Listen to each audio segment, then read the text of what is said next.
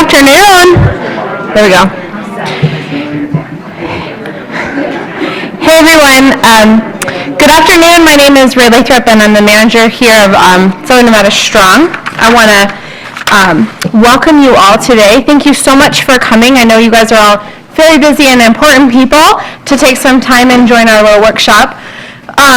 Little housekeeping, there is still coffee and sweets on the back table. Please make sure to eat those so that we don't have to. And then right outside this door, down the hallways a little bit, is a bathroom on your right. So feel free to get up.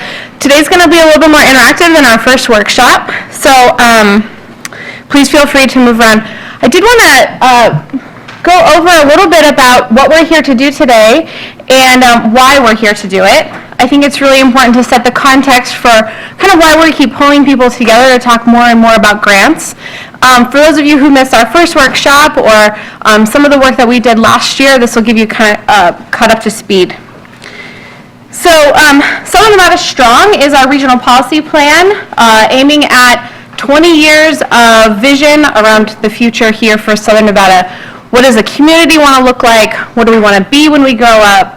We want better jobs, we want better education system, a more connected built environment, and a better quality of life for all residents. During the Southern Nevada Strong regional planning process, which took a few years, implementation and those next steps for the regional plan are both funded and unfunded. And so when we started talking about what is an implementation office, one of the first things that came to mind was, how do we build capacity to increase the funding here in Southern Nevada for implementation? So we brought together a couple key stakeholders and are looking at a couple strategies to make sure that we not just get more revenue for each individual player and stakeholder that we work with, but overall increase the pie of revenue here in Southern Nevada and in Nevada in general. So we set our stakes high at trying to increase some of the competitiveness of the federal grant applications that we submit, and also do a better job to manage those grants and to get better outputs from them. So a lot of what we're doing in this workshop and in the one apparently that's on YouTube from March, which you can go and watch, as well as the next two that we'll host, we'll be talking a lot more about doing what we do best, like you guys here in the room, and doing it more often. So we want to give a little bit of thanks to some of our regional project partners, the Gwynn Center, the Nevada Community Foundation, United Way, the State Grants Office. We all kind of pulled together early in 2017 to start talking about what would a strategic framework for getting better at grant applications would look like. And with the help of many grant writers, some of which you guys are here, and we thank you so much for your time, we pulled together one strategic document that's posted on our website that kind of breaks out how do we get better at grants. We get better at grants in two ways. One, aligning goals throughout our community and our state and with the federal government that we work with, all of the different departments. So it's kind of a relationship building and a community building strategy. And two, we get better at technical skills. We get better at, being experts at writing grants and managing grants. So we want you to make sure that you look at that framework online. It was a real collaborative process to build that, and I think the work that we've done from that framework is very emblematic of how many participants we had and how many voices were heard during that process. And so we thank everybody who's been a part of that process from the beginning, and also for all of you newcomers, we're excited that you're here and that the word is spreading from what we're doing. And we look forward to the program today. And with that, I'm going to introduce Miles, and he's going to talk a little about what we're going to go over today. Hey everybody, good afternoon. My name is Miles Dixon with the J. Barrett Company, and I'm really excited to see so many people here. I see some familiar faces, I see some new faces. That's really exciting to me because for the last 7 years, I've been working in and around federal grants here in Nevada, and really specifically working to find opportunities to increase the amount of federal grants you as organizations and we as a community receive. Because as you probably know better than most, we are underfunded effectively when it comes to federal grants, right? So we trail the nation often in federal grant funding. but we lead the nation in need and opportunity for federal grant funding. So those two things have coexisted for a long time, but they don't really make sense, especially for where we're trying to go as a state.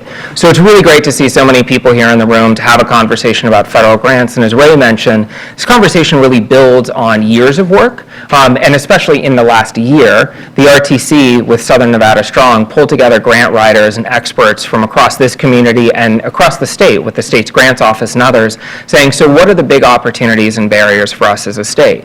And one of the things that consistently comes up from grant writers especially is determining when to go or no go on a grant. So what we often hear from organizations is the state's processes aren't quite working the way we want them to, or local government or federal government. So the government processes that control federal grants aren't necessarily working the way we want them to. As you probably could guess, we don't have a lot of control about federal government, but we do have a lot of opportunity to shift the state government's behavior, or at least their approach to grants. And so I've had the privilege in the last 2 legislative sessions of lobbying on that issue on behalf of the Nevada Community Foundation and other business groups. So for the last 4 or 5 years, and really the last 8 years since the state's grants office, I want to quickly acknowledge Connie Lucido, the state's grants director. Thank you so much for coming down, Connie. We really appreciate everything you all in your office are doing. And so we've been making progress at the state. And so as that happened, more opportunity is created for us as organizations. And like I said, the thing we hear most about, one of 2 things, state processes and or our own agency. And so what we're here to talk about today is our own agency. And really specifically, how do we make great, consistent decisions about to apply or not apply, to go or no go on a grant?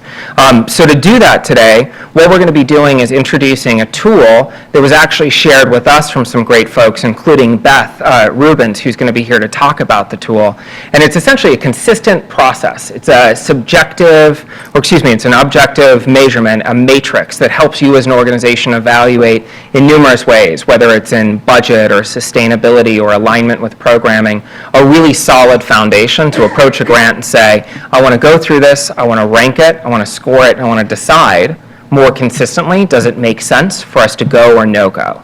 So that's the first half of today. And then the second half is what to do if you keep finding specific issues hold you back from that go decision.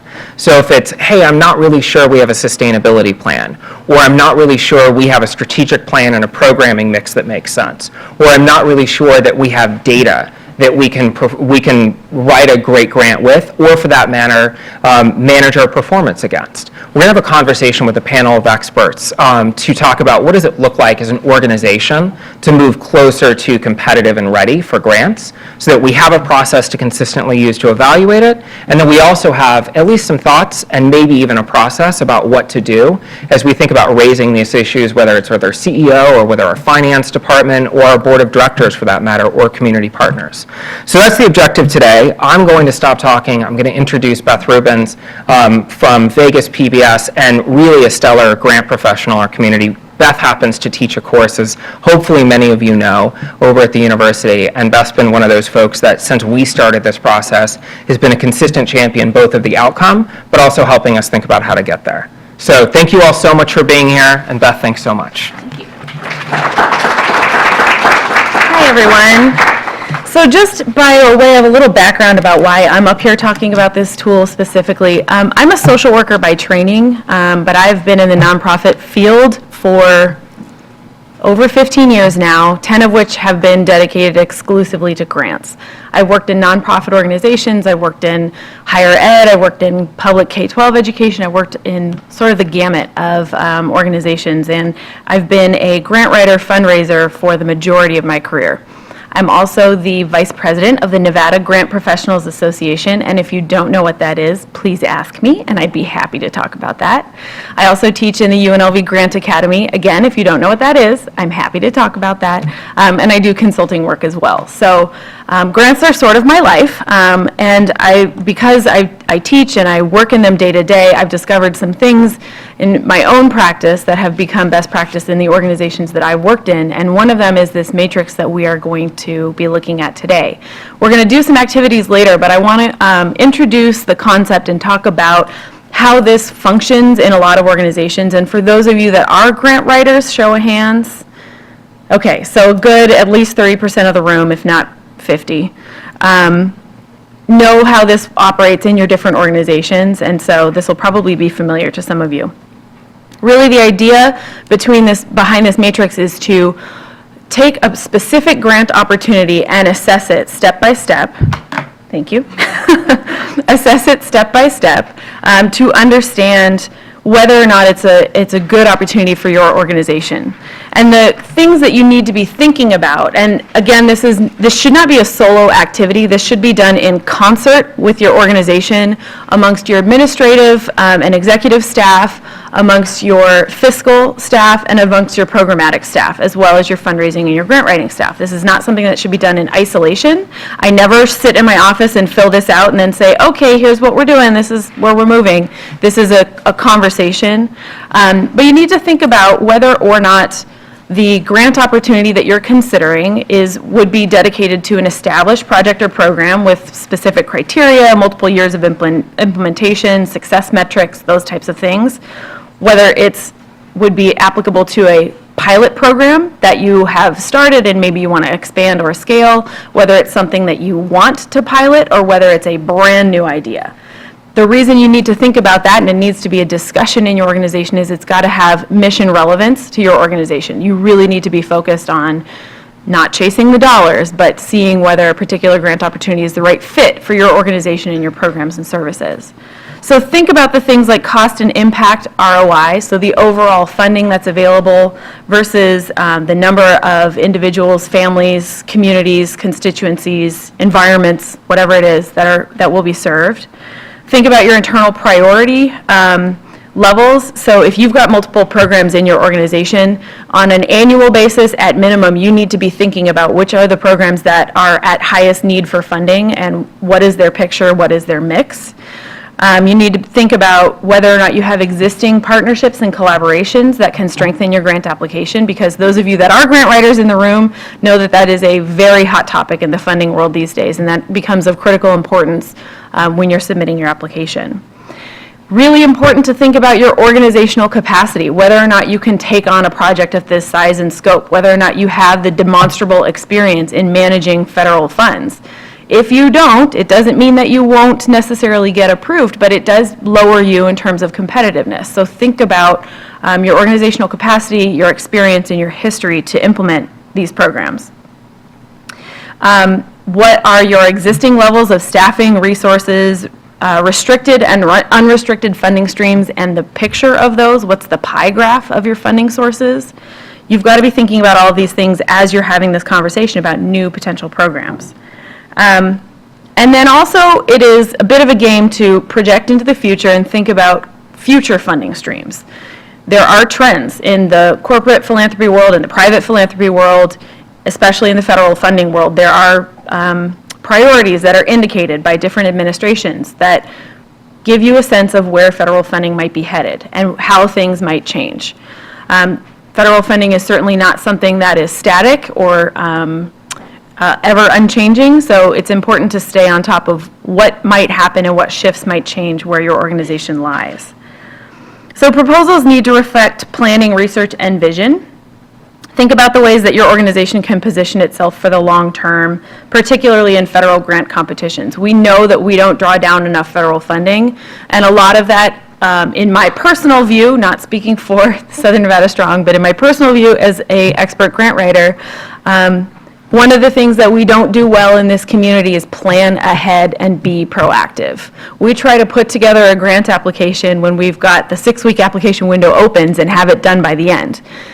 That is harming us. That's one of the reasons, one of the contributing factors to why we are not drawing down enough federal funding, because we are not building partnerships prior to a grant announcement being made. And so one of the things behind Southern Nevada Strong is to get us all talking to each other, get us all in the room, get us all on the same page, so that we can start to build collaboratives that in 12 months from now or 18 months from now, when an opportunity comes available, we'll be ready for it, because our collaboration is already built, and all we have to do is write the application that meets the guidelines. That's what other places are doing that are, frankly, far more successful than us in drawing down federal funds.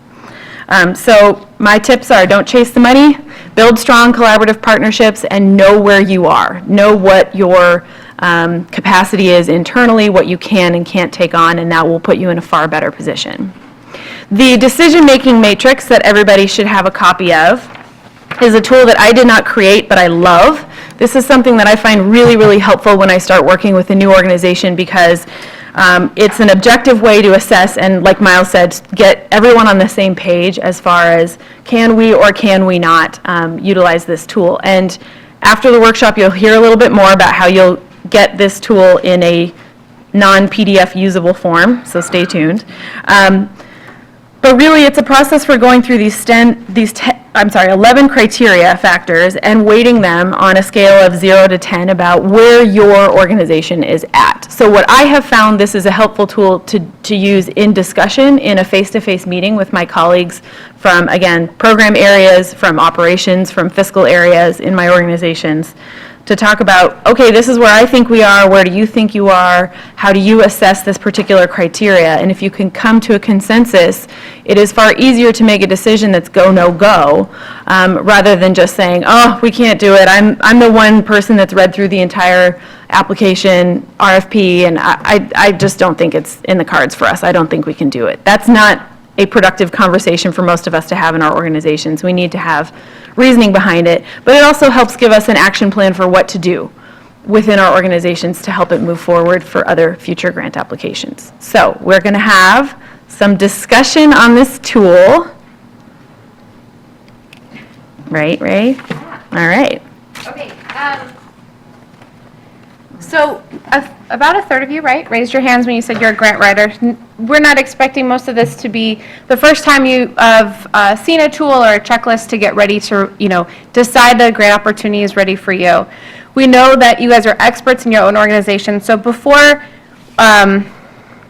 we just send you off with a piece of paper that you may or may not have had a time to go through, the first activity we're going to do is actually we're going to spend a little bit of time in your table groups or with a partner in your table groups, going over the entire thing, make sure you read it through, and determine if it's applicable, if any of the things need to change, if your organization actually has a different checklist, or some other component or criteria that this one may not. This is just a generic, 10 bullet points of things to consider.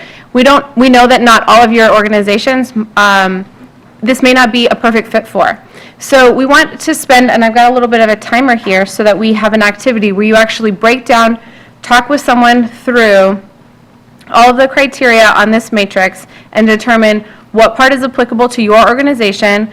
And our follow-up question, if you were to actually use a formula in order to determine a good or a fit for a funding opportunity, would you weight any of it? Would you change any of it? Is there anything that you would do to adapt this to your current situation? So it's really important that you leave here with something that you think is usable and something that you think is unique and tailored to your organization. So that's what we're going to do for the next 8 minutes, is talk this through with someone, maybe someone who you don't know, definitely someone who you don't work with, and we'll come back and actually share. And also, when we reconvene and share, if anyone has any additional insights, we're also continuing to collect other resources, checklists, or other things that might look like this, and then we'll email those out when we email out this tool at the end too. So your time begins now.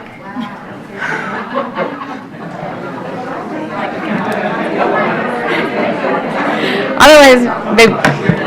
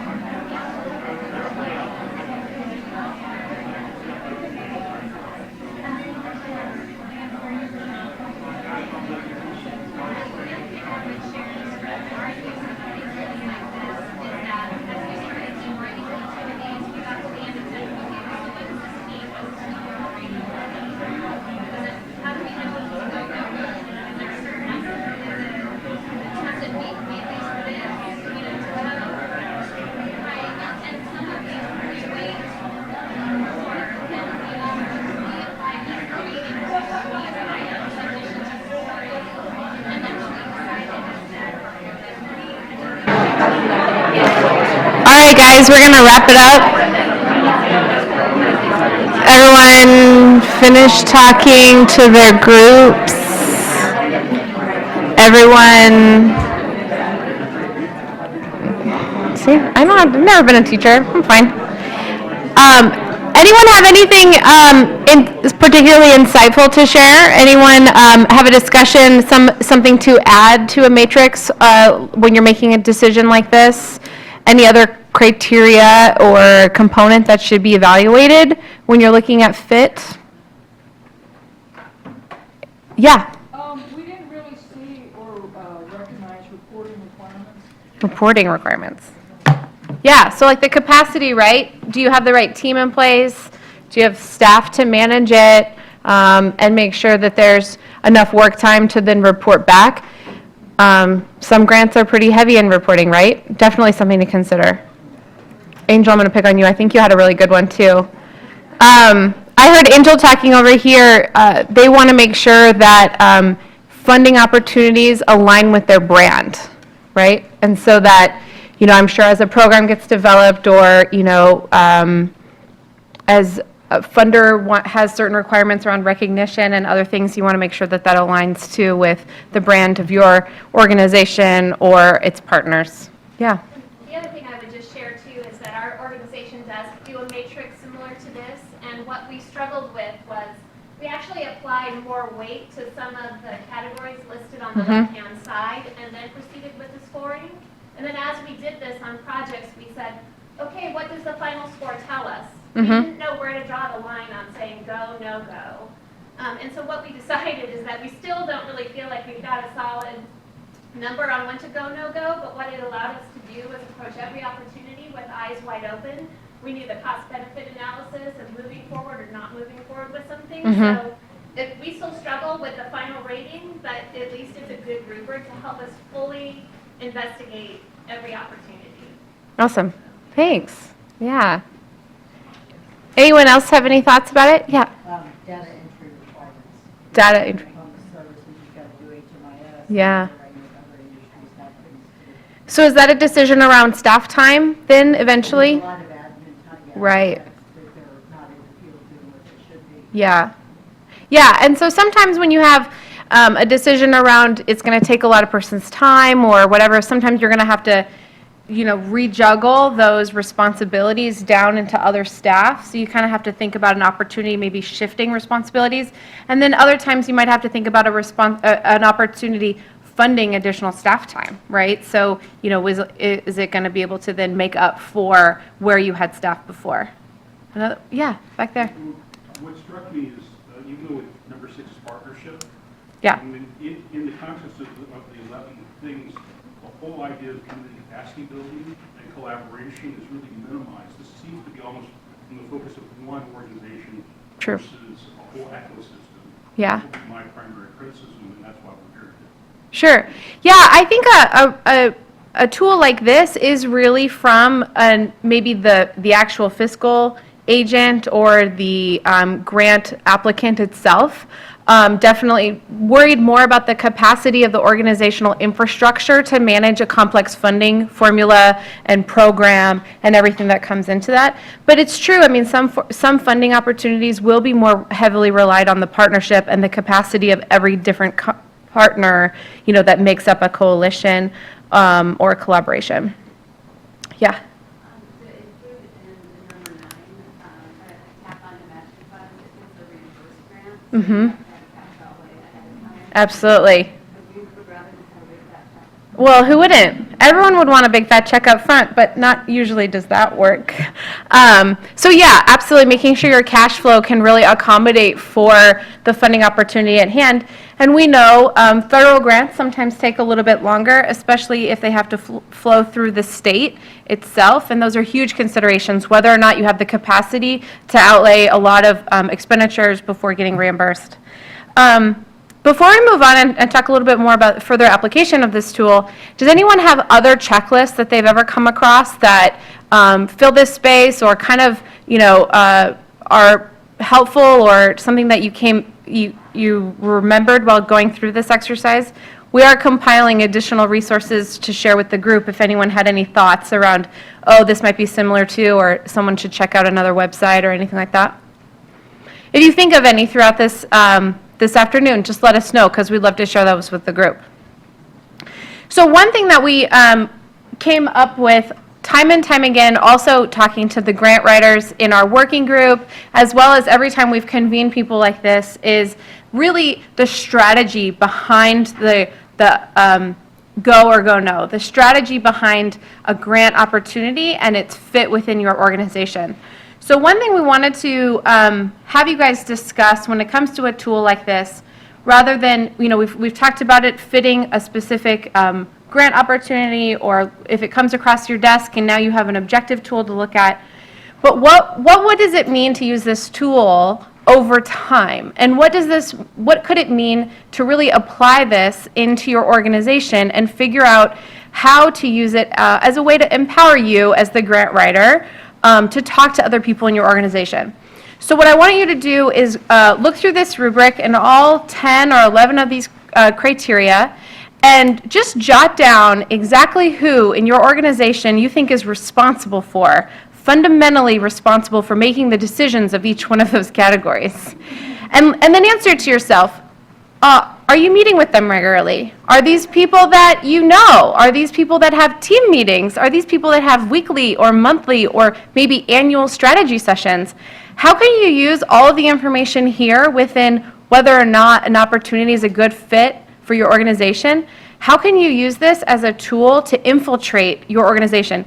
Now, some of you, I know there's only really 3 people who make decisions like that in your organization, but it's really important to have discussions about fit and about growth in a very strategic way. So why don't you talk to your small group around whether or not you meet frequently with someone who makes these decisions, or maybe you've never had a conversation with someone who decides that, the grant management component is easy or not easy. And just kind of think through how a tool like this can be applied moreover into a broader sense inside your organization. Wait, I've got more. No. Yes.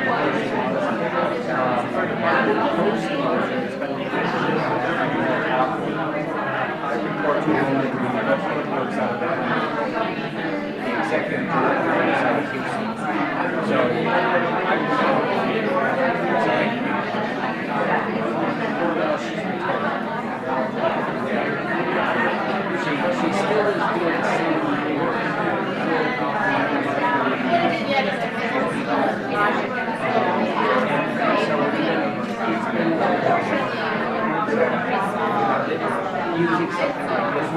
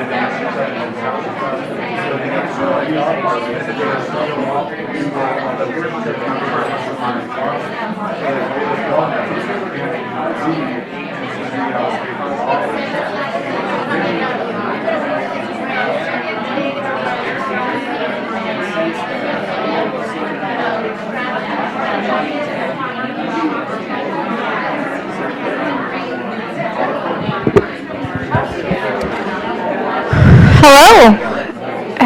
Hey, guys. I hope you can wrap up your discussion and we'll focus back up here to reconvene as one large group. I'll just keep talking to myself. It's not a problem. Enjoy. Okay. Awesome. Thanks. This is very exciting because it seems like all of you guys are really breaking down a lot of how we could maybe move forward with some good tips from today. Anyone have anything maybe surprising as they went through, thinking about strategy and thinking about, future applications of, some of this? Anyone have a reflection to share? You don't have to. No. Okay. Yeah. Ray, I kind of have a question. Yeah. In thinking about my organization and what we have done historically in securing grant funding, typically it was based on a need, after we've done a need assessment before the Southern got a strong comprehensive plan. We conducted needs assessments in the community. And based on the PI's passion or interest, they went after grants that addressed their interests. And the grants were typically for the purpose of addressing the community need, as well as establishing a staff to implement a program and deliver it in the community. My question is, how does an organization that has basically worked in a silo in terms of grant funding, how do you then extend your reach and work with partners? Where if there's a check, the organization doesn't just get that check, because that's how it's been done. With all due respect in my organization, we get the check, we keep the funds to thank for being a partner with us. But how do you get out of that? How do you change that mind shift or thinking? Super great question. Yeah, absolutely. I'm going to take a stab at it from my experience, but does anyone have any initial thoughts? You guys are all experts in this. We got hands up. Let's go. Yeah. One of the strategies that we use at our agency is we look around the community and see what services would benefit the individuals that we work with. And when we identify those partners in the community, what we do first is we screen them just to ensure that they'll maintain the same philosophy. And then we're very adamant about the quality of service. So we do a thorough screening. We've even done background checks on the people that work there if they allow us. But then what we do is we form a memo of understanding that we're going to exchange referrals.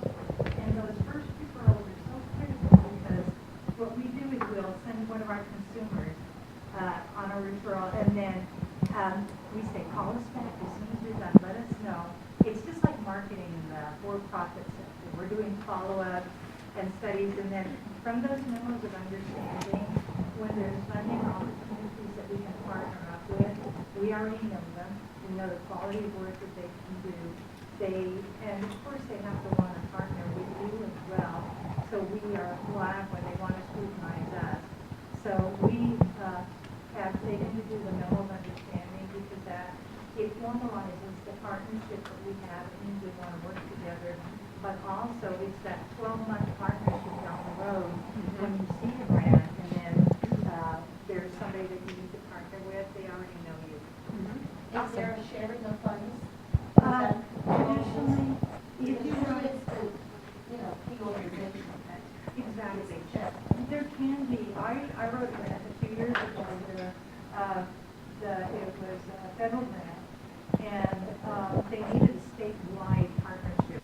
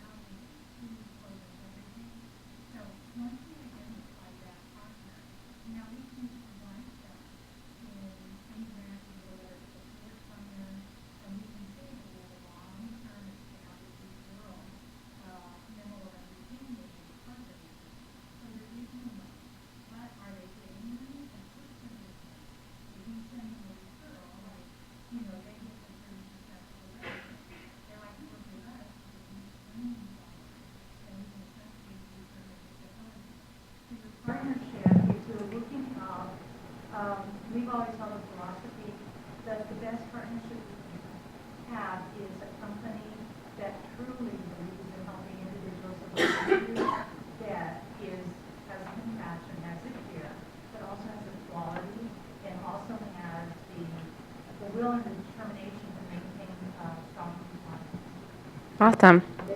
Perfect. And I saw a few more hands go up for that question around partnerships. Yeah. So, I mean, and so our main thing that we work on is employment. So because our main thing is employment, we don't do some of the emergency services that individuals need. So we make an effort to reach out to the other agencies that provide the other services. So there's no exchange of money, but what there is there's an exchange of services. So if an individual goes and they have emergency services at some of these other agencies, but then they get employed, and then they need some transportation or something like that, then they can refer them back to us, and then we can take care of that. So I don't know that it's a person we have the opportunity to co-write a grant or be a recipient of a grant. But there's also opportunity where when that's not necessarily happening, that we can still refer our job seekers and assistants to the different agencies that have what you don't have. So then that person is still taken care of, if that makes sense. Yeah, So, absolutely. And I think both of those are exactly how I would approach the situation too, is defining a partner, defining what your need is, what service you cannot provide, or what you think would be, what is a program that you're searching for, but not if you can't offer all of the different component parts. And then finding that person and building that relationship well in advance of a funding opportunity. I think that is very critical. Having it written down in a partnership agreement or an MOU is really helpful sometimes to establish expectations, but you would absolutely have something like that if you had a money exchange. And a collaboration that really does apply for one big pool of money and then distribute it among partners, you really want to make sure that that relationship is very, very well established, very solid, and that it's a significant amount of trust between all of the partners, because then you're sharing money, you're going to share fiscal responsibility, you're also sharing then the outcomes of the funding itself, even though maybe one partner might be kind of identified as the lead agency. Do you want to add anything, or are you good? Yeah.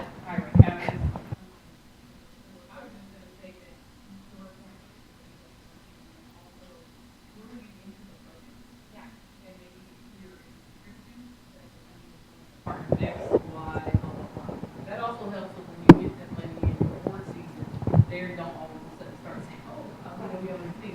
Yeah. You say, oh yes, this is really wonderful, and here's all the ways we've already identified, so the grant is already stipulated in the grant, that this is the use, that way you don't lose control of that. Sometimes it happens. Absolutely. Once you give the money, everybody sees dollars. Yeah, for sure. And then also for smaller organizations, making sure that you understand how to quantify your value to a big partnership, right? So it might be in dollars per hour of staff time, it might be in some of the resources or some of the other staffing components that you're bringing to a partnership. But I think it's fair, even as a small partner, if you're applying to be one component of a very large grant and a big partnership, to ask for money too, and to say, we're going to support this program because this is what we do, but if we're applying for money, this is kind of what we need to cover our costs. And being strategic about that and actually having a value assigned to the work that you're putting into a partnership. But I would absolutely recommend very clear expectations from the very beginning, written into a funding proposal around where all the money is going to go, and then also what your relationship is to the primary applicant to make sure that they understand what you're going to use that money for, and you make sure to communicate back as often as possible. That's a great question. Any other insights, any other thoughts around more of the strategic long-term approach when it comes to opportunity or fit from funding? I think Beth mentioned this when she kind of did a good overview in the beginning, but what we hope is that over time, and a static matrix may not be the way that you end up working and evaluating funding opportunities fit over a long period of time, but it might be an interesting Kickstarter for the next few to determine, if you have been really taking a comprehensive view over an opportunity and whether or not it applies for your exact current space today on the ground. But actually going back and looking, maybe challenge yourself to do it, 4 times or 6 times over the next coming months as you see grant opportunities and funding announcements. And then go back and look at those matrix and look at, over time, what did you end up applying for? What did you not? And where were the differences in your evaluation? Or also, for the ones that you decided not to go forward with, really take some time and evaluate what happened. Where was the breakdown? Did you just not have time for that deadline, or was it more strategic within your organization? And because I think it's very common occurrence to see an opportunity to make a decision on feelings, sometimes more than facts, and then moving forward and forgetting to really spend the time to reflect. I think reflection as also planning are both things that we tend to not do when it comes to serving clients and keeping up all of the balls in the air over time, right? We know the work that you guys do is very exciting and rewarding and valuable, but sometimes it's also very hectic. And so those are 2 things that we tend to forget to do is go back and think, why didn't this work, or why didn't we move forward? Yeah, Jose, you got another? With the point you just made, I think something that we get caught up in as an organization, and I'm at UNLV, and I know a lot of times some people will come to us and they'll like, oh, you guys are too big, I'm not sure we want to work, you guys are trying to take over everything. We don't. But I think something that is that in this kind of work, we have to invest in those relationships, Yeah. I'm probably bringing everybody together here today so that we kind of have an idea of what's going on, but you constantly have to invest in those relationships so that once you, let's say you do have your organizational capacity down and you know what you're capable of doing and the type of funding you're going to, also by investing in those relationships, then we know who should be at the table or who's doing like similar work. I experienced this in Detroit where there was an organization, they were great at writing grants, but they couldn't deliver all the programming elements. So we came in and did a social network study of their environment in Southwest Detroit and East Side and those areas. And when we came back, we said, well, here, you guys are really great at writing grants, and you've been successful over the years of dealing with grants. And years later, when I went back and just visited, went to one of their coalition meetings, and they had landed multi-million-dollar grants, and this organization, they were the funding source, but then they had established all this network of all these, these people with this organization really good at youth services, this organization was really good at senior citizen services. Yeah. They had it all, they had it down, and they were being very successful. in Detroit and bringing all these dollars into Detroit, all these things, but it's an investment in time and investment in those partnerships. Absolutely. To make sure that we're staying in communication with each other. And I think that's part of what Southern Nevada Strong is trying to do, is bring those folks on a Absolutely. basis together. Yeah. Clay, you wanted to add something? No, I was just going to add to that, that part of this dialogue is, and what we were talking about here is we think we know Yeah. what other organizations are doing, but the more opportunity we have for dialogue to go, oh, wait, you're doing that specific level, your program's doing this, well, my Yeah. program's doing this, and suddenly you find a natural fit. When we have those opportunities to Yeah. really discuss beyond just, the mission statement Absolutely. or what we think we know the other org is doing. Well, and then I can actually, I can appreciate that you guys take the time out of your hectic workday to come to a meeting like this, where you're going to sit next to someone that you may not see very often. And if I can encourage any sort of next step, it's making the time to actually go to some of the coalition meetings, go to some of the partnership meetings, go and attend advisory boards or other places where within an issue area it might be kind of tangential or related to the services that you offer. And that's the only way you're going to know whether or not you're going to fit with a partner or be able to see that. So definitely encourage you guys to get more out there if you can. And continue to participate in convenings like this and others.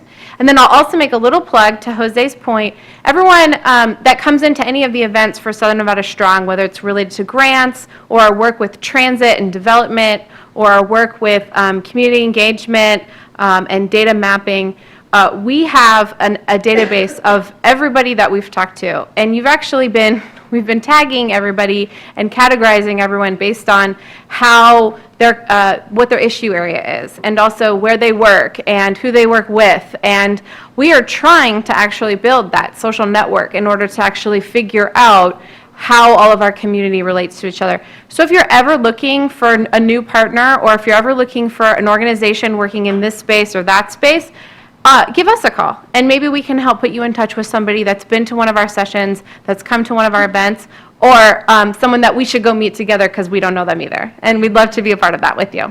So thank you so much. Great discussion. Again, if you have any ideas or resources that are pertinent to this conversation, please let us know. I'll be in the back here as we move on to our next segment. And we are going to email this tool out in an Excel spreadsheet so you can change it, make it yours, and any other resources that someone shares with me, I'll send them out at the same time. And you're up. Okay, so we are going to move on next to a panel, and I want to say before we get started, any of you who know me know I could have stood up here for 90 minutes and talked the whole time. We tried to build this event, and we're trying to build events that create opportunity for all of you to talk to each other, as opposed to just hear from us, but also hear from some experts that we think can really add great experience and hard-earned lessons to the conversations we're having. And so in that spirit, we invited panelists, and I'll introduce them, and maybe if you all could join me up here. There are chairs and even a microphone. And Sean Parker is first up, Executive Director of Teach for America, Las Vegas Valley. Sean. And Dr. Lisa Morris-Hibler from the City of Las Vegas, who is the Director of Youth Development and Social Innovation for the City of Las Vegas. And Daniil Milam with the Clark County Las Vegas Library District and Foundation, who is the Director of Planning and Development there. Thanks so much for being here, Daniil. And so a wonderful panel, and our hope is actually to have a conversation between you all and them and not me, but I'm going to cue us up, and I'll say it this way, is that the issues on that grant matrix, while we're doing our best to reduce them to a score, we're doing our best to reduce them to 11 categories. The reality is those are really big issues, right? Do we have a strategic plan? Or some of the conversations you all and issues you've mentioned, do we have a fiscal management process that can really segment sources and uses of funds and plan that out over 24 or 36 months? Those are big issues, and they're not issues one department or one person solves. They're issues that multiple people, multiple departments at multiple levels solve together. And so what we wanted to do was invite some experts who are really personified within their organizations, which include local government, quasi-public agency, and a nonprofit. Having gone through the process of really crafting programs, services, and organizations that meet the needs and opportunities of our community and are able to dynamically address them, that's why we wanted to have a great panel. So thank you all so much for being here. And to kick off, I'm hoping each of you can begin by sharing maybe just 2 minutes about the journey over the last, I think, for especially all of you, the last 3 to 5 years of evolution in your organizations, because I think in many ways they look different than they did 3 or certainly 5 years ago. So maybe, Sean, we could start with you.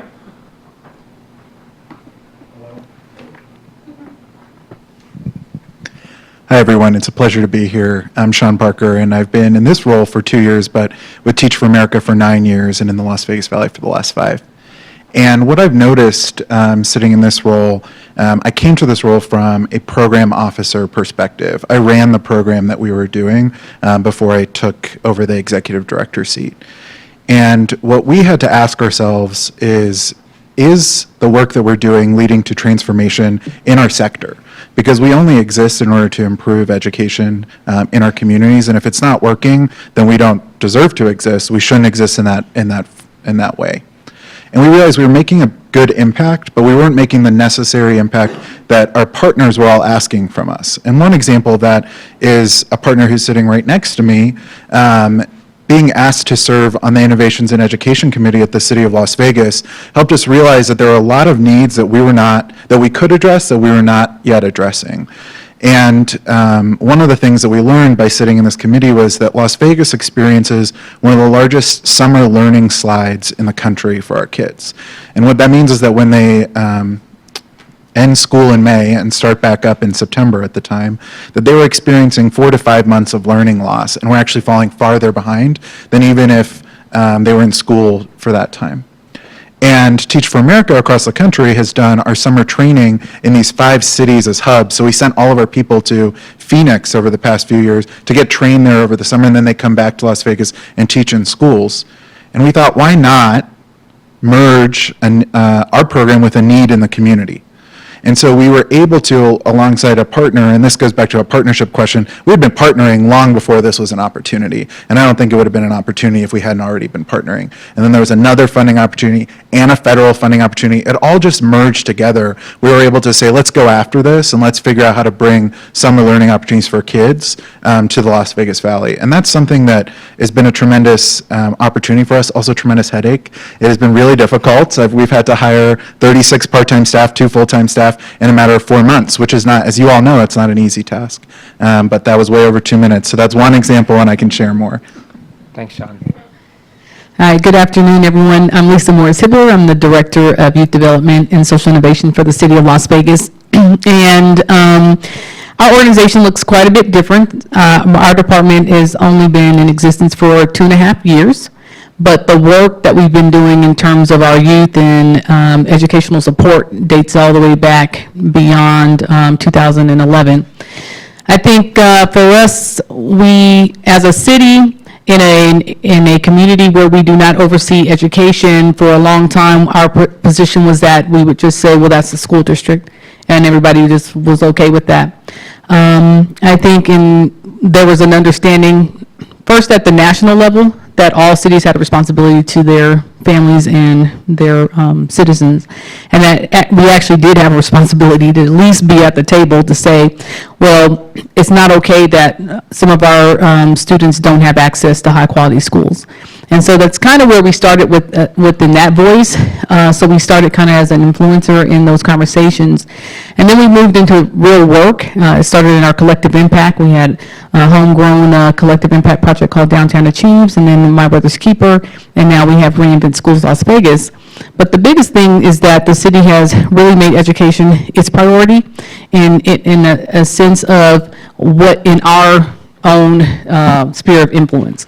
And we had to get comfortable for that because we would always get a lot of negative articles, including when my department was created.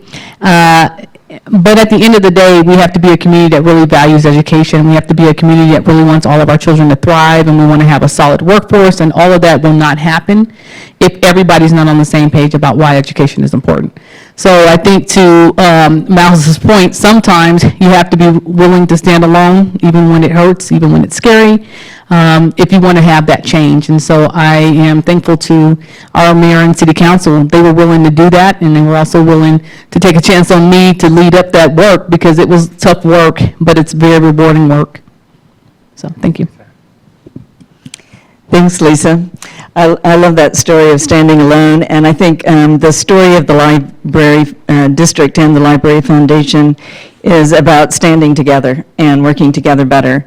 One of the first grants I wrote 10 years ago when I arrived in town just in time for the recession was something that, folks and I and other organizations and I got together, and we just thought we had written the most collaborative grant ever, sent it off to our federal agency, the Institute for Museum and Library Services, and, found out that our colleagues across the country had been doing that work 10, 15, 20 years ago. So it was challenging to come to Vegas, and in my first budget meeting at the library district, we had moved from an $84 million organization to a $48 million organization in 1 year. And, they had been used to getting 22% revenue increases for decades. And we had a very savvy CFO who was stashing cash so that we could build buildings and grow with the growth that was happening in the valley. But we really needed to bump up our collaboration game. So I think the big difference is that we are extremely collaborative now.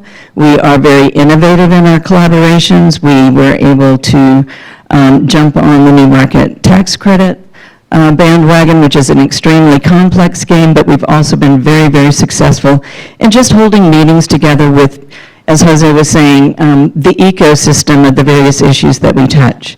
And of course, the library district has the ability to touch workforce, small business, early education, school support, seniors, career development, and what we're doing is we're doing that all in collaboration with a lot of different partners, and many of whom I see in this room. So thanks for that question, Mal. Well, thank you all. I'm going to ask one more question, and then I'd love to have other folks jump in here. I'm curious, as you've heard the conversation today, you've seen a matrix, hopefully, you, of course, are all familiar with these 11 concepts. But as you sit in positions that are responsible for essentially creating a new arc for your organizations, addressing emerging needs and opportunities with sometimes limited resources or brand new resources like tax credits. When you look at these issues and you think about the team you have to have in place and the role of those team members, given that I think about a third of the room may have been grant writers, so 2/3 are something else, how does a team work together to try to address these issues? Like, do we have a long-range strategic plan? And does our strategic plan include programming that matters to funders and matters to our community? You want me to start? Okay, that's complex, but it has to be done. So I'm in a governmental agency, so it's a little bit different, but first of all, partnerships. I think to Sean's point, a lot of the work we're able to do because we already have the partners. And we've already been doing some things, maybe on a smaller scale, that allows us to quickly be responsive. The other thing is really having some sort of a strategic plan or a business plan that's, very, very specific about what it is that you're trying to do. That's important because if not, every grant looks like it's for you. And every grant is not for you. And so, as you saw with that matrix, one of the things about the grants is you really want to make that informed decision about whether to move forward or not. Oftentimes, grants, for everything that you're going to get that supports your mission, you're going to pick up something that doesn't. And you need to know, does that thing that you're picking up, does it somehow support your mission, maybe indirectly, so that you don't find yourself too far askew? And the one way that you can keep from doing that is to make sure that you have that strategic plan. Well, for any successful project, about 95% of the work is upfront planning, and it's upfront thinking, and as Ray was saying earlier, it's reflecting, understanding your ecosystem, as Jose was saying. There's just so much work that needs to be done before you even think about starting that grant. And as I arrived during the recession, and the foundations were falling left and right, one of the things that I did was really start to work on data. Because I found that this was a community that was also a desert for data. And that once we got that data, once we started to understand who we serve, Lisa and I were just talking, nobody knows that Vegas is a city of hardworking families. we have no, relative terms to all other metro areas, we have no institutionalized poverty. We do have pockets. I'm not saying it doesn't exist, but in terms of where we can go as a community, we have a lot of assets that we need to really articulate and tell a different story about. And so, I think it's data finding, it's data analysis, it's working with your partners, it's having conversations. We've had a conversation with our coalition of about 15 organizations around early childhood called Raising Las Vegas for over 18 months. All of a sudden, when we get our intent clear, when we get our story clear, it seems like the resources are just coming in one after the other. And I think that within a year or so, we'll be positioned as a community to ask for not only the big federal dollars, but also match that up with business community dollars and philanthropic dollars from the really big guys. Because, as Miles said, we're a donut hole for federal dollars, and this gives us right there another asset that we have as a community. So I was really excited to learn how many people in this room work in grants. How many people in this room would say that you work on the program side of the work? There's a good number of people in here. And how many people in this room would say you might not be a grant writer, but you work on the money side in some other way? A lot of people in here, more people in there. And I'd say that I thought I couldn't do this job. Let me be very clear. I was like, I'm not going to apply for this job. I don't think I can do it, because I viewed the executive director job as somebody who would have to go out there and ask for money and find money. And being a program guy, I was like, that's not where my heart is. How many people in here hate asking for money? Yeah, it's a lot of people. I still do. I don't like asking for money, but now I love my job a lot more because I feel like I can invest people in where we are going. And I can speak from the heart and say this is what it looks like to actually run our program, because I've sat in that seat and I've been able to do that for many years. And now I'm asking people just to believe in what we're doing. And what I realized along the way as I took over this job is that the people on our team who are asking for money and the people on our team who are doing the program, we're not always collaborating. How many people in this room have felt that, some sort of dissonance between those two teams? Yeah, it happens. And what I found is that the program people, they are righteous in the best possible ways and also don't always want to acknowledge that we have to get money to do what we do. They will keep working without worrying about where the money's coming from to a fault, and if we only had program people, we would collapse tomorrow because we wouldn't have the funding to do what we're doing. And the development people are like tenacious to a fault in going after money, sometimes when it doesn't hit all of the 11 things on our matrix. We didn't really use a matrix, but similar types of work, right? They're like, let's go after this money, let's go after this money. And I remember my first month on the job here in my program role, we had gotten this really large grant, and Beth, we was actually in collaboration with Communities and Schools, where Beth was at the time. And I was told that I had to go get like 2 years of data in 1 week. And I had a heart attack. I was like, that's impossible. I can't do it, y'all. You set me up for failure. And I realized that our development team had promised something that we didn't necessarily have at the time. And I had to go and find all of that data. And I knew at the time that we had to, because it was a foundational gift to us that allowed us to operate. But what I use that as an example to say that we've really evolved over the last few years to ensure that the people on both wings of our work are talking and communicating with each other.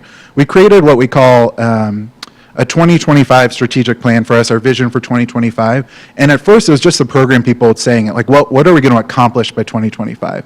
We soon realized that people on our development team who work with community partners also have a really critical point of view, but also really critical contacts that we needed to help us do that. And so they went out into the community and talked with our funders, but also key advocates, key partners, people from the city, people from all over, and asked, like, what do you believe needs to be true about education and the role that Teach for America can play? And so in that way, our development team and our program team co-developed the vision for 2025, so everybody's on the hook. And then we created what we call an innovator committee, where if we are going to go after new funding, it has to make sure that it is innovative within the scope of work we already do. People use like innovative in a way like go do something new. We want to do new within our existing streams of work because that's the only way that we're going to be sustainable. And that pairs up our development team and our program team. And then they have to spend a day in the field together once a month where they are crossing lines, where our grant writer is going to visit classrooms with our coaches, and our coaches are going to spend time in community meetings to see how difficult it is to raise the funds to be able to do this work, so they don't forget that we also have to report back and have that data to report back. So I think in some ways that wouldn't be possible if everybody weren't on the same page, and that's why I really got excited about joining the Southern Nevada Strong community, is because we have our 2025 vision, but we also have a community-wide direction that we're rowing in, and it's unlocking more doors for us at the federal level and at the just national grant level. There's a lot of people who we talk to who fund our other regions at Teach for America who wouldn't fund Las Vegas in the past because they saw this as a community that didn't work together, or it didn't have a vision for what the future was going to look like. And they're more ready to do that now because they see a lot of people working together. And I got accused at the school board meeting a few weeks ago. They're like, we can't fund you because the Walton Family Foundation already gives you plenty of money. And I was like, oh my God, it would be so great if the Walton Family Foundation gave me any money. But they don't give me any money. All of our money is locally raised and sourced. And they had given our national team some money. So it's just like, I was like, they won't give us the money because they don't see us working together yet. And the hope is that we can unlock a lot more funding sources. Nice, thank you all. So I want to open it up and invite any questions, any observations for the panel.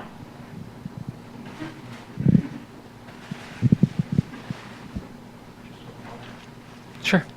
Right, yes, I just wanted to give a shout out to the library district. When I walk down to the Clark County Library and see all the different programs that are going on in that institution alone, it's just mind-boggling. And I've had the opportunity to have a conversation with Ron Gieson and through my friend Michael Saunders, that was the head of the Board of Trustees. And I just think it's a really progressive, really innovative organization. And I think in terms of the virtual sense of what the library does in non-traditional sense is really important. Because that's where I think where I'm different than a lot of people in this room. I'm dealing with hackers and people with make affairs. I can fully appreciate what you're doing with Best Buy, not down the street, but Best Buy at the corporate headquarters. And I understand that some of these collaborations, our avatars are more important than our physical sense. And the library district is a real good, I think this is one of the most innovative library districts anywhere in the world. And so I think it's a real jewel in terms of the community collaboration. And again, I want to emphasize the virtual sense of what they're doing in terms of their presence on the internet and non-traditional training courses and non-traditional collaborations. And I challenge people in this room to reach out to people in places like Dubai and the Philippines and Toronto and elsewhere. It's not impossible, it's very practical these days. And those best practices can come from anywhere. And I really think in my 20 years in this community, sometimes we're really parochial, even though we're in a cosmopolitan international hospitality sense. On the nonprofit sense, I think we've got pigeonholes into how we're thinking. So I'll let the library district respond to that. Wow, thank you so much. And I do agree with you. I think we're extremely fortunate to have a richness of facilities in neighborhoods that matter. The industry is extremely disrupted right now, but to me, I feel like the library district here is really grabbing hold of those various opportunities that you were just talking about. Some of the virtual resources, for example, we have over 3,000 Gale courses. We have lynda.com. So if you've got a card, it's all free. If you want to train your people up, I want to talk to the back of house side of why we're successful as innovators and what we're learning from partnerships, because I can call up folks in the room and I can say, oh my God, that grant is due tomorrow, sorry Ray, and I need that letter right now and I can get it, thank you Lisa.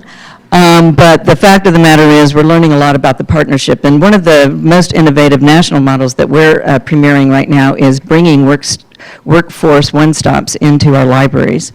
One-stops around the nation, and the one here in town is open Monday through Friday, 8 to 5. And all of a sudden, in 1 year, they're able to mobilize out to over, I believe, 12 different library sites now, not only Las Vegas, Clark County, but also North Las Vegas, Henderson, and Boulder City, and get those one-stops, not only the workforce and employment side, but the DEETR side, the Department of Ed side, the TANF side. And I think that for the first time, I just got goosebumps, I think that we're really coming together in a way that the nation is going to look at Vegas as being extremely innovative. But what we're finding is the back house side of that takes just as much resources and just as much time and just as much cross-training and service integration attention as that public-facing side, and, you know, counting the measures that matter and making sure that we're delivering what we all want to deliver with probably over 10, 15 different partners all in play, all trying to make up the game, all trying to fly the plane as we build it. So it's thank you for your accolades and kudos, but also know that we're going to be looking around and learning from everybody on how to do this better. Oh, Seth? Right. So, speaking from an agency perspective, someone who might not have worked with the library, the city, or TFA just yet, how do you find new partners, wed new partners? What makes you think someone makes a good partner to you? And conversely, how do they find out if you are a good partner to them? What's the process in which they could learn about, like 2025 TFA or the city's innovation perspective or the library's target in 5 or 10 years? How would you find a way to marry the two between their interests and yours? I think of it sometimes as dating, honestly. We're like dating different organizations to see if we're the right fit.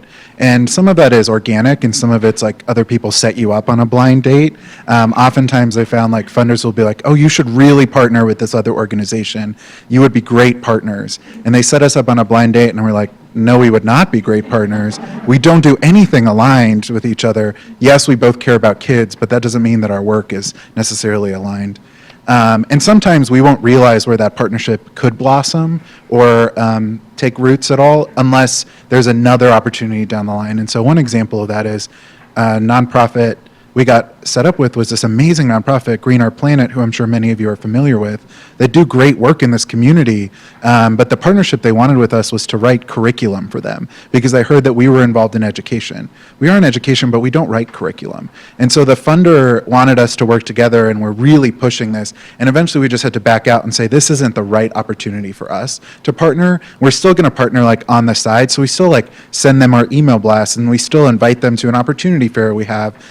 And yet we're not going to partner on this initiative together. And so that's what I found, like we have like a light touch point now, and I'm sure one day down the line there might be another opportunity for Green Our Planet for us to have a more in-depth partnership, but right now is not that time. And so we're keeping like contact, but we're not necessarily dating still.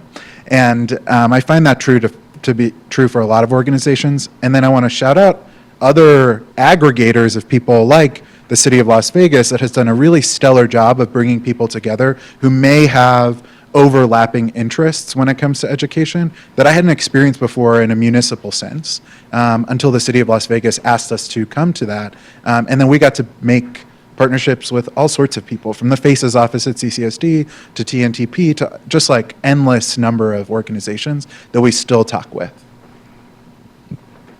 So for us, we try to be, we wear different hats at different times. So we can be, hello, Seth, how are you doing? We can be funders, we can be conveners, facilitators, all those different. So in that respect, the Innovations in Education Advisory Committee that he's referring to, we brought people together. So when I said we were standing alone because the city was moving forward with this department, and we were just going to go all in on trying to, improve education. But we knew that we needed to have partners like the Library District and TFA and College of Southern Nevada and CCSD and others at the table to say, what our role should be and where we should be investing our resources, which eventually got folded into the City by Design work that Miles did. But, I think you have to just make everything inviting. Most of the times people hear about it because somebody went and then they told somebody and then they get invited. And I think that's when you know that you really got it, because that's the organic. I mean, you really want it, to me, you want it to be organic. And we have a lot of different ways that we invite people to the table. Sometimes it's around an area like the Innovations in Education. We have the Latino Network, the My Brother's Keeper Task Force. We try to just make sure that people can plug in wherever they want to plug in, and sometimes it's just about the information. Other times they're making connections, and so sometimes we have to be that person that's kind of weaving all that together into this nice little quilt by making sure that people know what others are doing in the community so that we can really expand the resources that we have. I guess I would say the ecosystem, absolutely understand your place in it and what you bring to it. And with that, then you can move to your business plan. How are you distinctive? How are you delivering something that nobody else can? And don't be intimidated by the big guys on the block. Don't be intimidated because you may be bringing to them some piece that we've been missing. And I think when we were starting up the Teen Tech Centers here, we went to the YMCA of Long Beach, California, and found the kids who have been training kids, because we couldn't find trainers here in town that wouldn't intimidate our staff and wouldn't intimidate the kids. And turns out to be a very great model, and that organization had the history and could articulate the value that they could bring to our partnership. So, if you've got something special, be sure that you're out there meeting with the people in your ecosystem, making sure that that strategic plan, when you're talking about it, people understand and see where you are in the bigger picture of the community need that you're trying to feed, and then understand how you can play in whatever sandbox you can get into. Well, in the interest of making sure you all get out of here on time, we're going to wrap up, and I want to ask one final question, just for quick perspective from each of you. I tend to think of issues around federal grants, that's where I work a lot, but I also hear these conversations, and I know from my experience in fundraising or working with organizations in fundraising, these are often the same issues, whether it's a city council that's going to ask you, whether it's a funder, whether it's a board. And so I was curious, as you all have moved towards grant readiness, if you will, do you find it paying off in multiple areas, or do you find it just in federal grants? No? Well, so the grant readiness, it pays off in all areas. Is that what you're asking? Yeah. Yeah, it really does. Lisa. Yes, yes. The city has ebbed and flowed in how we perceive grants. I mean, there was a time when we wanted to apply for every grant. It seemed like we were just being told. I see my colleague back there like, yeah. And then they want to know, you wake up one day, you're like, how did I get over here? This has nothing to do with my book of business. And it's because we were chasing after every single grant. But I think once you refine, what it is that your mission is and what you're looking for, it makes it so much easier. And then it also helps you to kind of manage up in the sense that you can then articulate to your board, your city council, your whoever, your bosses, why you might not want to apply for a certain grant. Because sometimes that's a hard conversation to have when somebody's so excited about giving you that. You're like, yeah, I don't think it's really for us. So I would say the more prepared you are, the easier it is to justify, which grants you're applying for. And let's face it, grants take a lot of time to write. I know for those people who don't write grants, they may not know, but writing is intense. And so you really want to spend your time on those grants that are really going to move your mission and not waste time on things that take you askew. So I would totally echo that getting into the federal grant writing business is something that will just pay off in all kinds of ways. I think about the way that I used our federal pass-through grants that came through the state. They were $100,000 a year in an organization with a large budget that I just mentioned. That might not seem like a lot, but we really leveraged those grants to be planning grants, to understand that we weren't ready to start and jump into any game yet because we didn't know what the games were, we didn't know what our place was, we didn't know what capacity we had, we didn't know where our partners were, and so we really used those grants to position us.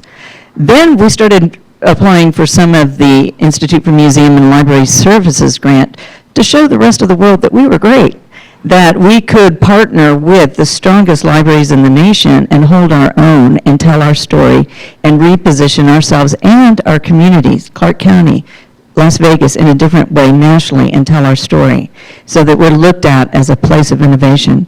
And I think that the key is to distinguish yourself and make sure that you're telling the story of the work that you're really doing, because it is hard work. It's very hard work, and there are a lot of players and a lot of moving parts. But when you get it right, the momentum actually builds itself, and it makes the work really exciting.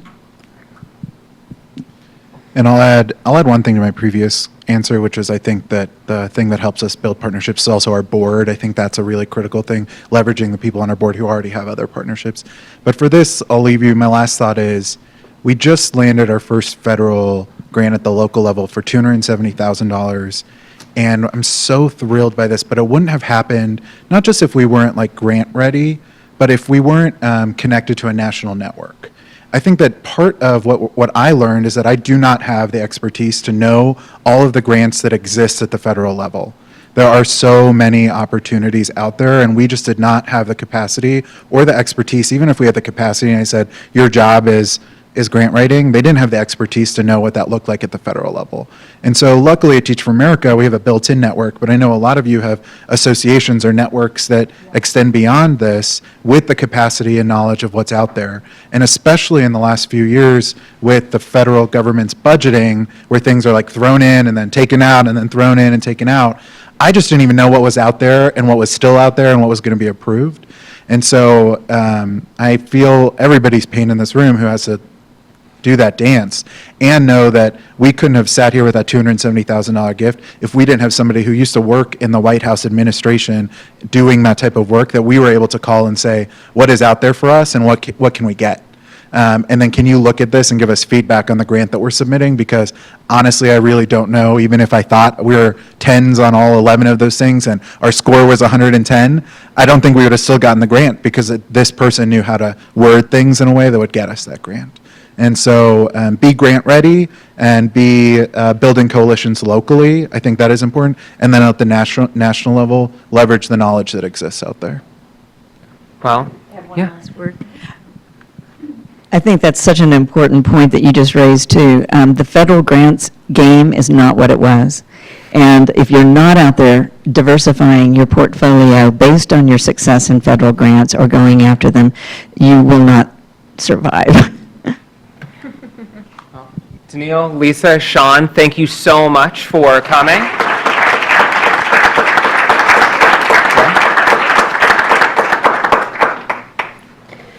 Thank you guys again. Really appreciate your insights and sharing.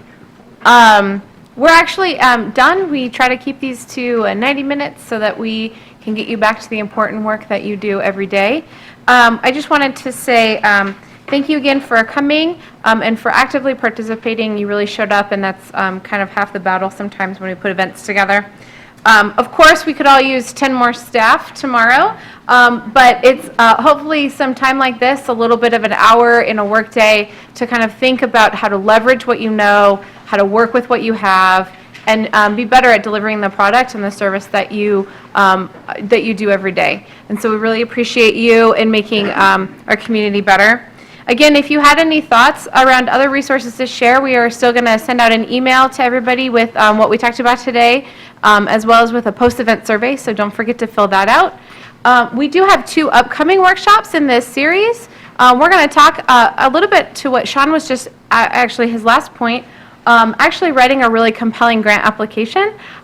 We hope to have some really good speakers to kind of talk about some key components of the narrative and different pieces that we sometimes like to dive into and talk amongst peers around how to really tackle sometimes difficult areas of a grant application. And then the last part around evaluation and reporting and monitoring, we'll have some experts to talk that through as far as all of the spectrum of evaluation and data tracking and how to maybe try it on for size and test it out. So again, I just wanted to thank you everyone for coming. If you are new to Southern Nevada Strong or haven't been to an event before, please make sure to drop off a business card so we can stay in contact with you. And stay tuned. We will have the next workshop out by the end of the week. We'll have that email to you. So thank you guys so much. Enjoy your evening.